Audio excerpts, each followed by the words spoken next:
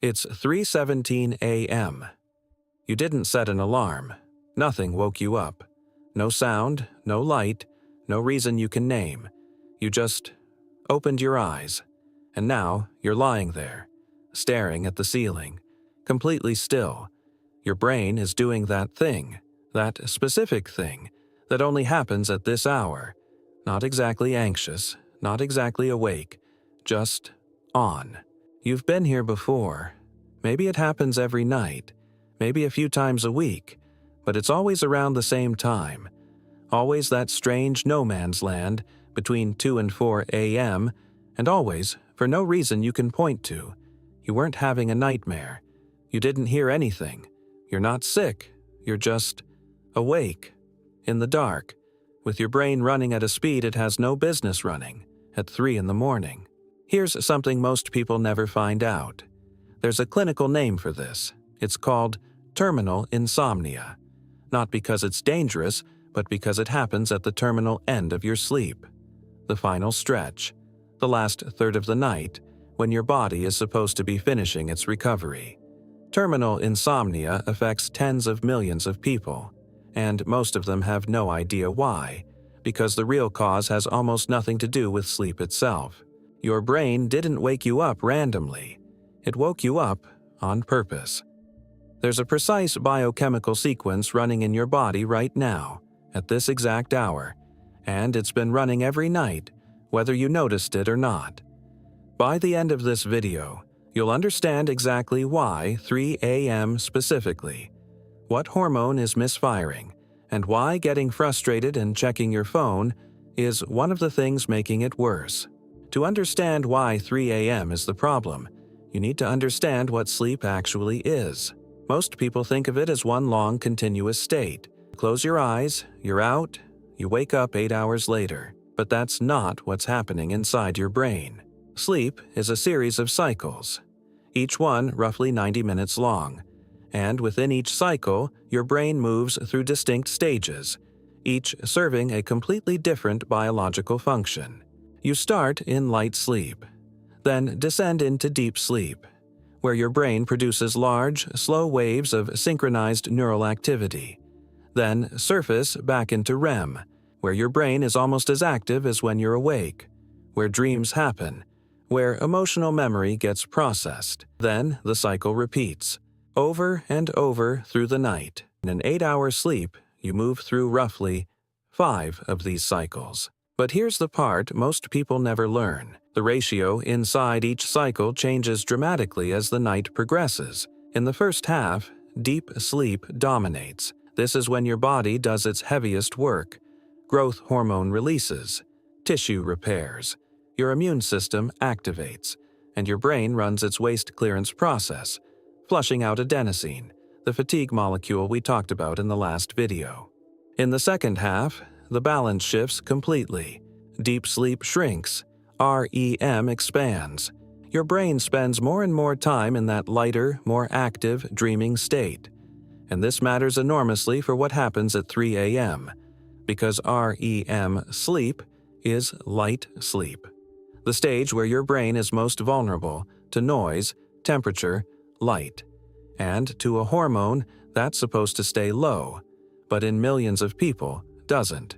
That hormone is cortisol. Most people know it as a stress hormone, but cortisol doesn't just respond to stress, it runs on a precise 24-hour biological clock, a circadian rhythm of its own. In a healthy system, it peaks around 8 a.m., giving you the energy to get up, raising blood pressure, activating metabolism. Then, it gradually declines through the afternoon.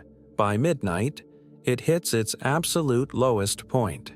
And this is exactly when cortisol needs to be lowest, because cortisol and deep sleep are incompatible. High cortisol signals emergency. Deep sleep requires safety. You cannot have both at the same time. So your body holds cortisol at its trough from midnight to roughly 2 a.m. while it does its deepest repair work. Then, naturally, cortisol begins rising again, preparing your body for the morning ahead. This early morning cortisol rise is completely normal. In a healthy system, it's gradual, and it doesn't pull you out of sleep. It simply means that by the time your alarm goes off, your cortisol is already high enough that waking doesn't feel violent. The problem, the precise problem that causes terminal insomnia, is what happens when that rise isn't gradual, when it spikes. When your nervous system has been running under chronic stress, your cortisol rhythm gets disrupted. The nighttime trough gets shallower. Cortisol never drops as low as it should. And when the 3 a.m. rise begins, instead of a slow, gentle climb, it overshoots. It spikes sharply. That spike pulls you out of REM. Heart rate increases slightly. Mind activates. And suddenly you're lying in the dark at 3:17 a.m., completely awake, with no idea why. Now, the 3 main reasons this spike happens when it shouldn't. The first is chronic stress. And I want to be precise, because this isn't just about feeling stressed. Your sympathetic nervous system, fight or flight, has 2 modes: sharp activation in response to a real threat, then deactivation when it passes. Or a low, continuous simmer, never fully on, never fully off. Most people in modern life are running in that second state. Work pressure, financial worry, the constant stimulation of screens and notifications. None of these are life-threatening, but your nervous system responds to all of them with the same chemistry it would use for a real threat. And when your sympathetic system never fully deactivates during the day, it doesn't fully deactivate at night either. The trough flattens. And when the 3 a.m. rise begins, there's nowhere for it to go but up. The second trigger is blood sugar instability, and almost nobody talks about this in the context of sleep. When blood sugar drops during the night, from insulin resistance, a high-carb meal before bed, or alcohol, your body fires a counter-response. It releases adrenaline. Adrenaline's job is to trigger the liver to release stored glucose and bring blood sugar back up. Completely appropriate. But the timing is the problem. Adrenaline is the most powerful wake signal your body has. More powerful than cortisol, more immediate. It doesn't care that it's 3 a.m. It fires, and within seconds you're out of deep sleep. Heart racing slightly, mind running, body in a mild state of emergency. This is why alcohol is one of the most reliable triggers for 3 a.m. waking. It helps you fall asleep, but it crashes your blood sugar in the middle of the night, which fires adrenaline, which wakes you up every time. Third trigger is simpler and more common than people realize. You're going to bed too late. Melatonin helps you fall asleep, but it plays almost no role in keeping you asleep once you're there. So, if you go to bed at 11 p.m. and your body's natural sleep requirement is 6 or 7 hours, your biology may simply complete that requirement by 4 a.m. Not because something's broken, because you went to bed too late. The fix isn't more sleep. You can't force more sleep onto a biology that's already finished. The fix is going to bed earlier. Sleep before midnight is qualitatively different from sleep after. The deep sleep cycles in the first half of the night are more restorative than the REM-heavy cycles of early morning. Going to bed an hour earlier doesn't just give you more sleep, it gives you more of the right kind, and pushes your natural waking point forward. Step 1. Stabilize blood sugar before bed.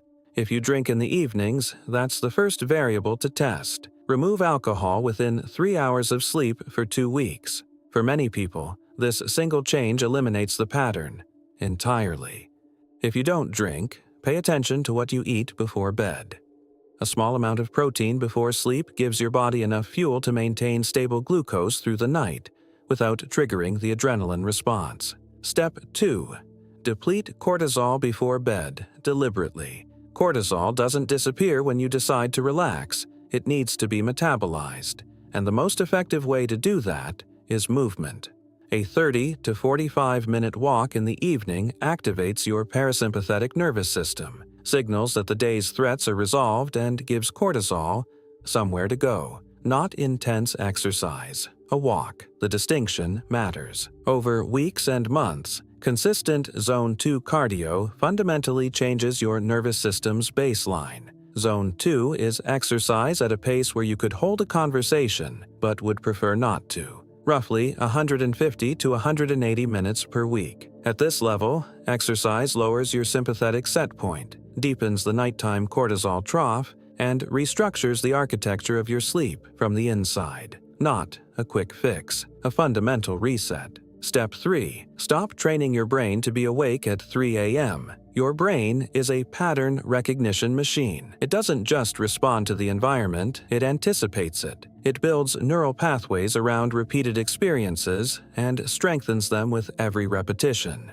When you wake at 3 a.m. and reach for your phone, you're sending a signal. This is what we do at 3 a.m. When you scroll, plan, worry, you're reinforcing a pattern that says 3 a.m. is start time. And your brain learns this efficiently. It starts waking you up at 3 a.m. because that's the pattern you built, not because your cortisol spiked, not because your blood sugar crashed, but because your brain was trained by you, unintentionally, to expect activity at this hour. The rule is simple. When you wake at 3 a.m., do nothing stimulating. No phone, no screens. Lie still. The goal isn't to force sleep. It's to not teach your brain that 3 a.m. is worth being awake for. There's one more thing almost nobody talks about. The anger makes it worse. When you wake at 3 a.m. and feel that flash of frustration, not again, I have to be up in 4 hours, your amygdala fires, sympathetic system activates, cortisol